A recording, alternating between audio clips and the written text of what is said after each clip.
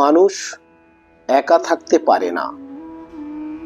মানুষ মানুষের দিকে এগিয়ে যায়, কখনো বন্ধুত্বে, কখনো ভালোবাসায়। এই পৃথিবীতে সম্পর্ক তৈরি হয় মিলনের মাধ্যমে। ঠিক তেমনি ভাষার জগতেও বর্ণের সঙ্গে বর্ণের একটি স্বাভাবিক বন্ধুত্ব তৈরি হয়। ভাবুন, একটি বর্ণ হলো একজন মানুষ, আর একটি শব্দ হলো একটি পরিবার।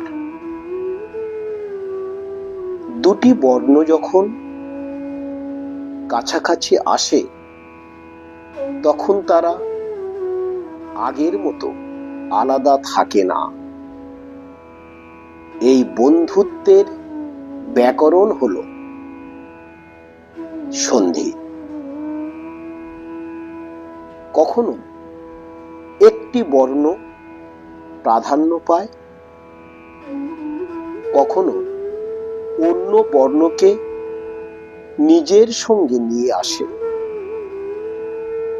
আবার কখনো নতুন রূপে বদলে যায়। একটি শব্দ হলো একটি পরিবার, আর পরিবার বদলায় সম্পর্কের মাধ্যমে। স্বরবর্ণের সঙ্গে স্বরবর্ণের মিলন, এটাই স্বরসন্ধি। ব্যঞ্জন সন্ধি একটু জটিল। ব্যঞ্জন বর্ণের সঙ্গে ব্যঞ্জন বর্ণের কিংবা স্বরবর্ণের সঙ্গে ব্যঞ্জন বর্ণের মিলন ব্যঞ্জন সন্ধি। বিশেষ পরিস্থিতিতে যে সন্ধি ঘটে তাকে বিসর্গ সন্ধি বলা হয়। অর্থাৎ বিসর্গ সন্ধিতে বিসর্গের সঙ্গে ব্যঞ্জন বর্ণের মিলন ঘটে।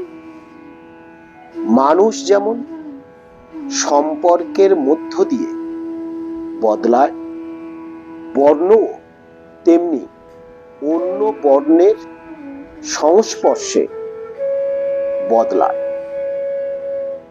ব্যাকরণ শুধু নিয়ম নয়, ব্যাকরণ মানে জীবনের ভাষা।